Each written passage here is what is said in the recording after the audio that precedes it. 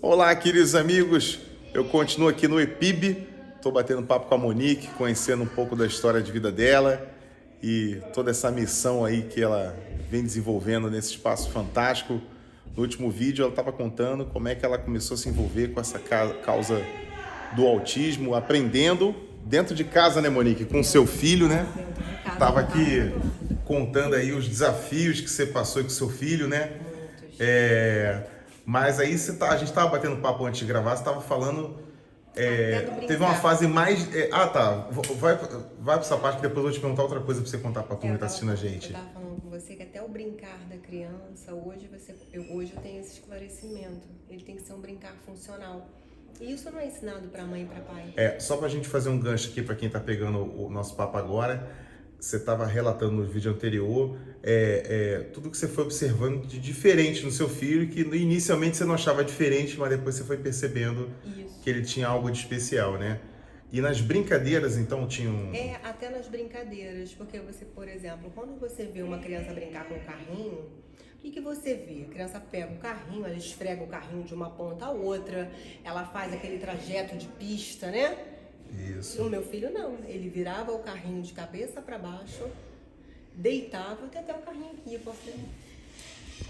Ele deitava, pegava a roda e ficava assim, ó. E isso eram minutos, horas, se deixasse, ficava uma coisa... O dia todo. Aquela coisa sem funcionalidade, né? Aquela obsessão por objetos redondos, panelas, bateção de panela. No caso, o seu filho, ele tinha algumas coisas que ele escolhia, que ele tinha preferência. Mas cada criança tem pode ser um carrinho, o outro escolhe um avião, isso, né? E outra coisa, a gente tem que botar na cabeça que cada autista é um autista. Tá? Cada autista é um indivíduo. Muita gente acaba fazendo comparação, mas cada um tem uma particularidade, isso, né? Aí. Por exemplo, eu tenho um de 18 e um de 7. E eles são completamente diferentes. Porque a gente tem que entender que antes de ser autista, eles são O mais novo também é autista? Também. E o mais novo, com 9 meses, eu falei pro meu esposo, ele tem autismo. E o meu esposo falou assim, que isso? Isso é coisa da sua cabeça. Eu falei assim, não, isso não é coisa da minha cabeça. Isso tudo eu vivi, é como se viesse o flash de tudo que eu vivi com o Carlos Eduardo. Mas quando você engravidou pela segunda vez, você já sabia que o seu primeiro era autista? Quando eu engravidei, o Carlos Eduardo já estava com laudo, já estava laudado, e foi o meu desespero. Porque seria muita hipocrisia falar que eu não fiquei com medo de ter um segundo filho com autismo. Mas quem foi que deu o laudo? Do Carlos Eduardo? Eu tenho que falar sobre isso também, que isso é uma coisa muito séria e que eu acho que a gente tem que abordar isso. Ele teve que fazer uma testagem neuropsicológica, né? E o que é essa testagem? São profissionais que vão se alinhar para fazer uma série de testes para chegar a um diagnóstico concreto, né? Vão fazer os critérios para diagnosticar aquele indivíduo. E isso não é barato. Tá? Isso não tem no serviço público? Não. E você passa Hoje, quem não tem um plano de saúde não consegue, então, fazer um diagnóstico desse? Uma testagem neuropsicológica pelo SUS, pelo CISREG que chama, né? Vai ficar aí uns 4 anos esperando. Tem, mas a fila é muito grande. É enorme.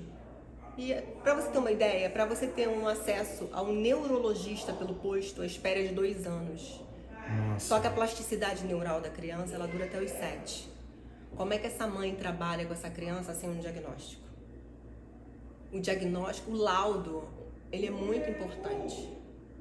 Ele é muito importante, ele não é só um papel. Né? A criança que consegue intervenção antes, você consegue mudar o quadro dessa criança. Você acabou de presenciar uma criança aqui bem novinha e que já está tendo intervenção. E assim... Se ela não tivesse intervenção, a tendência é só se anular mais, se isolar mais, ter menos contato. Quanto mais cedo você tiver o diagnóstico, você melhora a qualidade de vida dessa criança, né? Com certeza. Por mais que você não tenha o diagnóstico, mas que você tenha acesso às terapias, que você consiga um profissional que pelo menos, que minimamente, né, fale assim, não mãe, olha só, o diagnóstico eu não posso te dar, mas ela tá dentro desse quadro aqui, né, tudo indica que é autismo, vamos fazer intervenção. A realidade é intervenção precoce. Não tem outro caminho. Tem que ter intervenção precoce. A gente precisa. Quanto mais cedo, melhor. Quanto mais cedo, melhor. É literalmente isso. Quanto mais cedo, melhor. E esse grupo de especialistas, como é que você chegou a isso, para poder fazer essa avaliação? Então, no meu caso, eu fiz na Taquara, na época. Foi aonde? Não, o que aconteceu? Eu consegui uma psicóloga que juntou um grupo de amigos e me fez um valor social na época. Porque na minha época, para ter uma testagem neuropsicológica, ficava em torno... Isso foi o quê? Uns 7, 8 anos atrás. 8... Não, calma. Uns 13 anos atrás. Vamos botar 13 não, gente, senão o menino teria 20. É porque assim, é tanta coisa na cabeça e a gente fica... A conta não fecha. Mas deu pra ter uma noção. Mas eu vou te dizer, pra você ter uma noção, eu paguei R$1.800. Isso porque ela fez um valor social. Porque ela fez um valor social. E se não fosse, seria em torno de quanto hoje?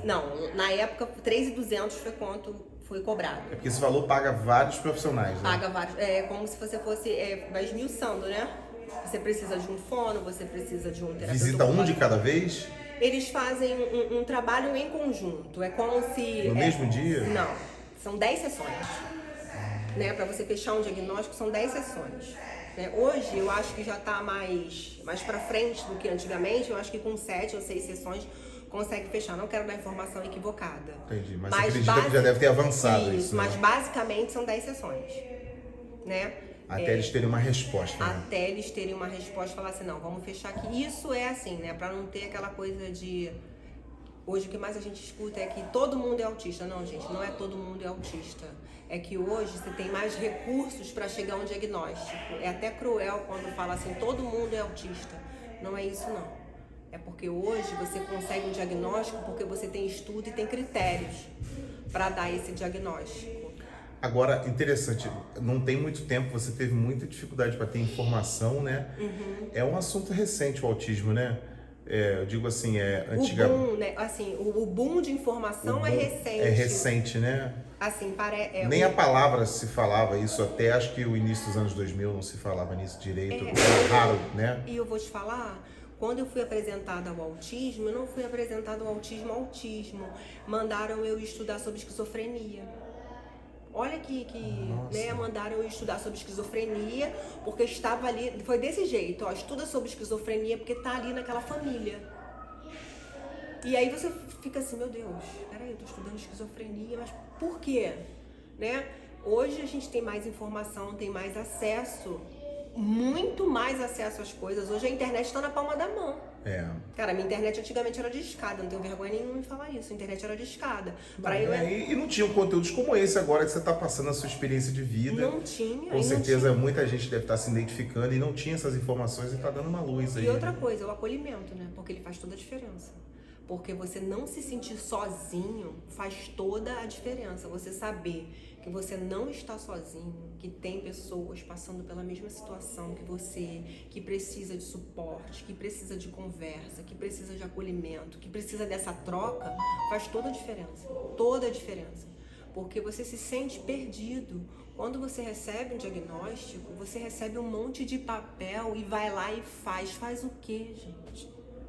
Você não recebe um acolhimento, você não recebe um conforto, você não recebe assim, mãe, olha só, seu filho tem autismo, a partir de agora você vai fazer uma intervenção e te explica, sabe, te dá um esmiuçado, sabe, olha, você vai, é uma batalha longa, demorada, mas você vai ver que fazendo isso você vai ter o retorno, por mais que no seu olhar esse retorno não seja imediato, você pode ter certeza que você tem que ir por esse caminho, porque vai fazer diferença. Ouvir isso faz muita diferença.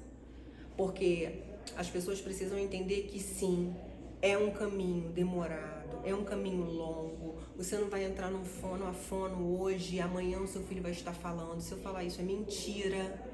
Mas é importante seu filho estar numa fono, não para, por mais que ele não tenha a oralidade, mas que ele consiga ter. É importante não desistir, né? Com certeza. Que ele consiga ter uma comunicação alternativa, entendeu? Existem outras formas de se comunicar que não seja verbal, entendeu? E levar essa ponta de esperança faz diferença. Entendeu? Porque quando você olha e acha que você está levando e não está tendo resultado, você para no meio do caminho. As pessoas, elas são muito imediatistas, né? Elas querem fazer e querem que as coisas aconteçam. E vai acontecer. Não, no autismo não é assim. Não vai acontecer assim. Precisa de muito trabalho, muita paciência e muita resiliência, sabe? Que é todo dia um pouquinho, todo dia. Hoje a pessoa fala assim pra mim, Monique, seus filhos conseguem orar pra dormir, né? E foi de um dia pro outro? Não. Quanto tempo mais ou menos você levou para as crianças conseguirem hoje dar as mãozinhas e orar por você para dormir? Eu posso botar por baixo que foi 6 meses repetindo a mesma coisa. Todos os dias eu repetia a mesma coisa sem desistir. Todos os dias eu falava as mesmas palavras na mesma ordem para conseguir ter o que eu tenho hoje. Então, assim, não é rápido, não é de um dia para o outro, mas eu falo, não desiste, porque essa caminhada é muito importante para o desenvolvimento do seu filho. E como que é a qualidade de vida do seu filho mais velho hoje em dia? O meu filho hoje mais velho, ele tem as questões de um rapaz de 18 anos. Claro que a mentalidade dele ela vai, como é que eu falo? Ela se choca, né, com a mentalidade infantil e com os hormônios de um rapaz de 18 anos. O Carlos Eduardo, ele é extremamente funcional. Eu vou falar agora é meio coruja, né? O Carlos Eduardo, ele é um lorde.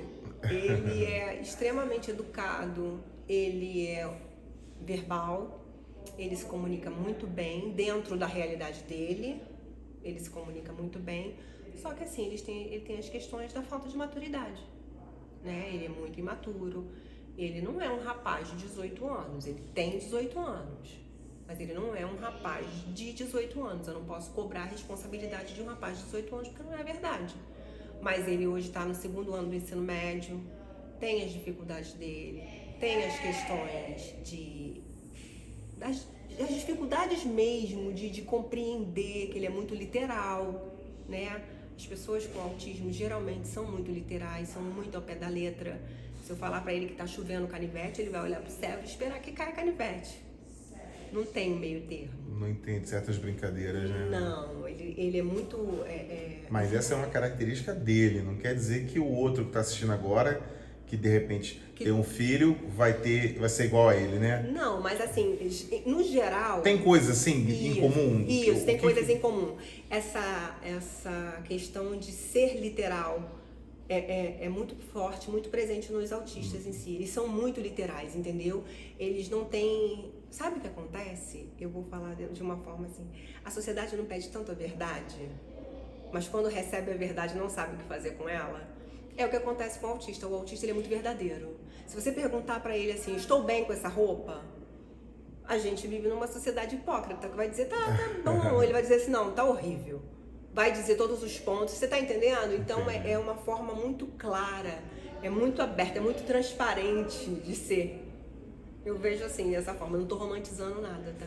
Eu só tô falando que é a forma... Tem níveis, né, o autismo, né? São níveis de suporte, né? Nível 1, nível 2 e nível 3.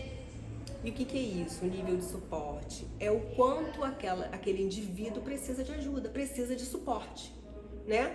Tem uns que vão precisar menos de suporte, mas não significa que não precise de suporte.